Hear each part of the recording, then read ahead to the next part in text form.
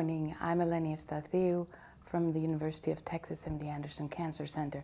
I'm a medical oncologist and I do focus in prostate cancer clinically and research-wise. And I'm joined here in Barcelona, just wrapping up ESMO, by 3 colleagues, 2 from Europe and 1 also from the United States, East Coast. So I'll let them present themselves. My name is Noel Clarke. I'm a urologist and professor of urological oncology at the Christie Hospital in Manchester, and I have a specific research focus in prostate cancer and am part of the Stampede and Radicals trials teams. Good morning, I'm Elena Castro. I'm a medical oncologist at the Spanish National Cancer Research Center. My work and research is focusing in prostate cancer, and I have a special interest in DNA repair. My name is Prof Smith. I'm a medical oncologist. I'm a professor of medicine at Harvard Medical School and the director of genitourinary malignancies at Massachusetts General Hospital Cancer Center in Boston.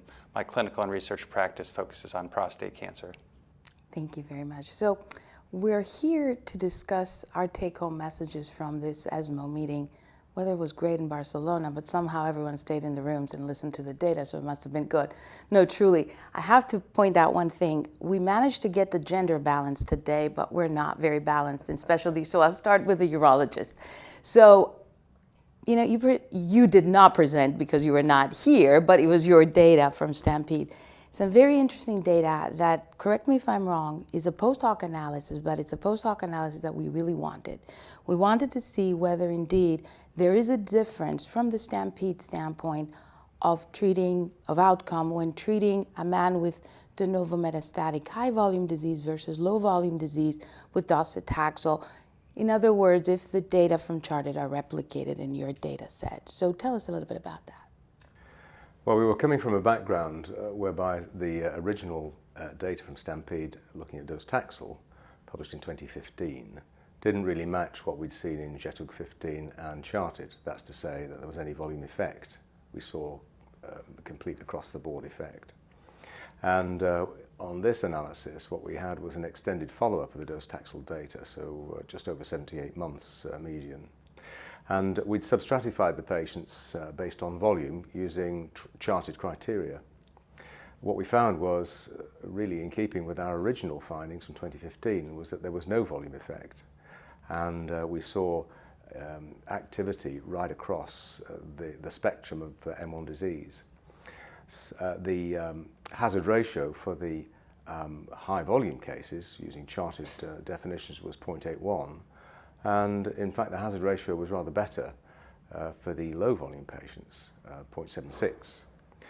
What's important to note also is that in previous work with abiraterone, we'd had exactly the same finding, which was heterogeneity of effect.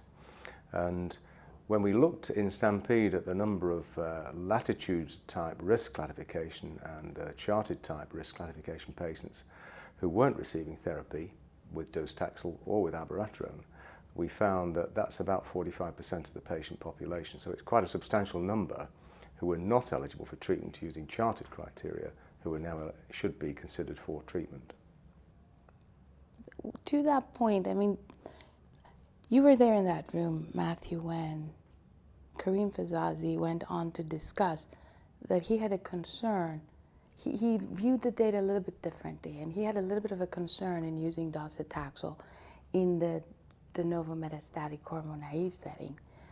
Even though we have from last year a very good publication from Matt Sides, who's your, let's say, wizard statistician on Stampede, and we could see clearly there that there was no overall survival benefit difference between using docetaxel and abiraterone for multiple reasons. What are your thoughts? Are we over with docetaxel? What's going on there? I don't believe so. In the absence of head-to-head comparative data, we can't be sure which is the most effective initial treatment for metastatic castration-sensitive prostate cancer. And the best data actually arguably comes from Stampede, where you had contemporaneously randomized patients and probably have the best ability to compare between arms of Stampede to get a sense for whether there's a difference. And as you summarized, there was no notable difference. But Karim Fizazi Professor Fizazi did a beautiful job of being the discussant and trying to make the most of available data and doing the impossible, which is to compare between trials. and to make a case that AR-targeted therapy may be preferable to docetaxel as initial treatment in castration-sensitive metastatic prostate cancer. That was a head turner. I mean, interestingly enough, in your low volume, we're looking at almost 7 years, 6.5 years now, median follow-up. Over 40% are alive, which is outstanding. Maybe we're changing the disease history, maybe other things. Elena, you're probably the true representative now of Europe, since they're ready to get out. European Union, I meant to say. So what are your thoughts? Is docetaxel here to stay? Did this give us the message that we should consider it for low volume? What do you think about that low volume, high volume segregation? Is it applicable anymore? I don't think it's applicable anymore, and we are also very aware that imaging techniques that we are using, we don't really know exactly which patients are real low volume, because in some cases we may only be seeing the tip of the iceberg and classifying them as low volume when they really are not so low volume. So in this case, I think we are seeing a benefit for treating all patients, even those that we are artificially classifying as low volume. So I think there is a benefit with docetaxel for all patients. All the thing is whether we choose one over another based on side effects, patient preferences, etc. But I don't think we have evidence to say that docetaxel doesn't benefit those patients. So we have an agreement that we should add that I think that in Stampede, it's fair to say almost all the patients were de-novo metastatic disease. And that may actually be a more important biologic construct than volume. And that's rational. And so I think that, well, I'm glad. And so we should think about a population that may not benefit for intensification of initial treatment. And those may be patients with lower burden, recurrent metastatic disease, particularly if there's a long interval from primary therapy. We don't know that for certain yet, but best available data argues that there's the least, if any, benefit in that.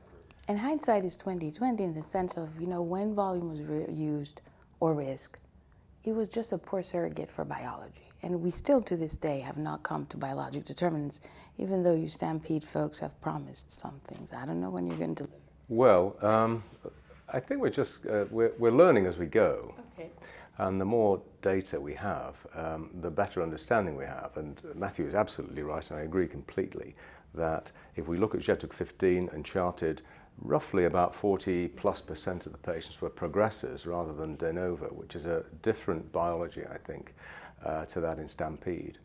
Another paper which was presented at the meeting from Stampede, looking at volume thresholds and burden, really sheds more light on our poor understanding of really what's happening in the primary and what's happening in the metastatic sites. We looked at the burden issue in the Arm H, which is the radiotherapy in metastatic disease, where we published last October 2018 that radiotherapy to the primary site improved outcome, but only in patients who had 4 or fewer metastases on standard bone scan. And we have done another analysis of this. Adnan Ali, who is one of the research fellows working with Stampede, looked at this in detail, looking at nodal volume, something which isn't considered in charted, looking at visceral disease and looking at bone metastasis number. We've also looked at volume, actually. And what that showed is that patients with lymph node only disease, they benefit from primary radiotherapy. Patients with visceral disease had no benefit at all. And the threshold for bone metastases on bone scan really falls off after 3. And at 5, it's completely lost. That suggests that there is a threshold effect and that is biologically related. We don't quite understand that, but certainly we're getting better at understanding patients who will respond to certain types of treatment and who won't. Now, to the point of your question, which is when will we have a biomarker analysis? Well, we do have 2 big groups within Stampede looking at this. Gert Attard is looking at the molecular aspects. We are matching that with the imaging aspects, and we hope to have a bit more information that will help guide treatment in the future. Hey, you've done already so much. I'm not criticizing it in any way. I wish we could have delivered at a similar or even much lower level. So just for in the interest of time, Matthew, you presented an interesting update from the Spartan trial. Now, putting it in context, for me, it's not just the Spartan trial. and of course I want to hear your view on the data that you presented, but it's also the whole field of non-metastatic castrate-resistant prostate cancer. And I've heard you before, put it in perspective and what exactly that disease setting encompasses. Because earlier Elena brought up the whole idea of novel imaging being introduced. I'd like to also your view beyond the data that you presented, because it came up as a question so many times. What about PET PSMA imaging? It's a great question. So first, the data that was the updated survival data from Spartan. There are now 3 drugs approved in the United States for treatment of non-metastatic castration-resistant prostate cancer based on positive phase 3 trials. They all showed a marked benefit in metastasis-free survival, and in each case, the overall survival data was immature at the time of the primary efficacy analysis. So in Spartan specifically, we only had about a quarter of the number of events required for the final overall survival analysis. So this was a pre-specified interim analysis for overall survival. It had about 285 mortality events out of the 1,200 patients in the trial, and showed a 25% reduction in risk of death, although it just missed statistical significance. I think the fact that the strong trend in favor of overall survival is holding up despite crossover of patients from placebo to apalutamide and a high rate of subsequent life-prolonging therapies in the placebo group. So I think it's holding up that this is not just a benefit in metastasis-free survival, but later endpoints, including perhaps overall survival and, as previously demonstrated, time to symptomatic progression. We often get this question of, well, this disease state is disappearing because of newer imaging like PSMA PET. And it's a bit of a nomenclature issue. And some folks, why do you call this non-metastatic CRPC? And my simple answer is because mCRPC was already taken, and it actually has a regulatory implications. And so in my view, these 3 studies, Spartan, Prosper, and Aramis, provide us the best evidence to intervene in patients who have detectable metastases by PSMA PET only. Because no such patient was enrolled in the previous mCRPC trials, and we now have evidence published from a PSMA PET series that the vast majority of patients who would have enrolled in these 3 trials in fact have detectable disease by PSMA PET, much of that being distant metastasis. So Elena, of course, let's say Matthew being the PI may have a little bit of a, let me not say bias, more of a endearing position towards using in this setting these agents. But there are still the naysayers that are saying, well, even though the primary endpoint and most of the secondary endpoints are beyond met, and all 3 trials are aligned, I want to see overall survival data that are compelling. And he was just missed by a hair, I think. Just a few events didn't reach that interim result of positivity. What are your thoughts? Are you happy with just the primary and vastly most of the secondary endpoints being met to treat earlier these men? Absolutely. I think we are discussing a population. We are in a setting that trials will take a very long time to have results on overall survival, but I think from all trials it's quite clear these patients benefit from the early use of androgen receptor signaling inhibitors. So I think we should maybe stop discussing only about overall survival and just accept that there is a real benefit for these patients. If we are not increasing their overall survival, at least we are delaying the time to castration resistant, we are delaying the symptoms, and I think we are improving their quality of life. Well, he's going to show us data like in 302, we had to wait for several years. We're going to see there the data. There will be a final analysis, and just one additional, so thank you for your comments. The one additional thought, and Professor Fezazi discussed these other trials in metastatic castration-sensitive prostate cancer. He made this particular point of noting that some of the trials exceeded a greater than 50% subsequent life-prolonging therapy rate, and many of the trials were less than that. But in this disease state, particularly in Spartan, nearly all the patients received subsequent life-prolonging therapy. 19% of placebo patients crossed over to apalutamide, and 69% of patients in the placebo group received subsequent life-prolonging therapy, mostly abiraterone acetate plus prednisone. So this strong trend in favor of overall survival was seen despite a lot of subsequent therapy. So I'm going to cut the non-metastatic CRPC discussion short in the interest of time because I want to move on to the big data that was presented during the presidential symposium. And I don't know if I should call you the queen of DDR. No. Because, there's Rosie Eels there too. So do I call you a princess? Since she started so many years before you. I trained with her. I absolutely know that. So I'm very happy being anything after. So I followed your work, and then, we learned so much about how men who specifically carry mutations, such as the BRCA2 mainly, have a poor prognosis. And we saw some fascinating data suggesting that using cytotoxic chemotherapy, such as taxanes, may not work at all as compared to the general population. I think you're the right person to put in perspective the data we saw from the PROfound study, the olaparib activity in this disease setting. So what are your thoughts? I think what we have seen at ESMO this year is finally precision medicine coming for prostate cancer. So in the PROfound result, in the PROfound study, what we have seen is that the treatment with olaparib for patients with some DNA repair defects, particularly for those with BRCA2 mutations, results in an improved progression-free survival, significant progression-free survival. There may be benefit also for other groups of patients, but this is not as clear as for patients with BRCA2 mutations. We have to remind that these patients have previously received at least 2 lines of therapy, most of them. So it's a quite, from my point of view, it's a quite good result.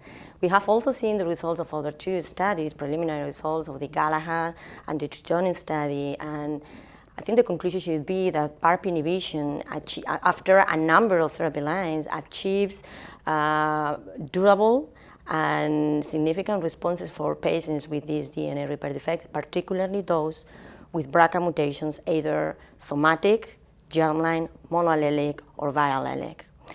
It is true that probably the number of patients that will benefit from these therapies is small, it's not great, but we have to think to what is happening in other tumor types, such as lung cancer, where we also have therapies and we screen patients for alterations that are only present in 3% or 7% of the patients. So even when a small number of patients may benefit from these therapies, I think we have to be proactive in looking for, trying to identify who these patients are. So, Matthew, I'm not going to come to you since you're the Galahad PI, but I'm going to go first to the independent reviewer here. Noel, do you agree? Are we coming to the point where we're moving? Because for me, I agree with Elena that this is actually the contribution of this trial. It's not just about the drug. It's about moving into a more targeted therapy, precision therapy development grounds. Every start is rough and bumpy, but what are your thoughts? Is this a good start? I think it's a very good start. And what it shows us is signal and a clear message. I think it also identifies the sort of problems that we have in using targeted therapies like this, and that is identifying the patients. Firstly, how do we pick them out from the population, and then how do we test? Because we know that tissue-based testing has its problems. There's a significant failure rate, there's a significant negativity rate. We also know from some of the data which we published that in other settings, with the use of other drugs, abiraterone, you can potentially give this to a wider population. But as you said, it's a bumpy ride at the start. But we have a positive trial, and we have to accept and congratulate the team that pulled this off. Your work on olaparib and abiraterone was great, but it opened the floodgates again for an all-comer approach. I'm sorry to say that. Well, we'll see.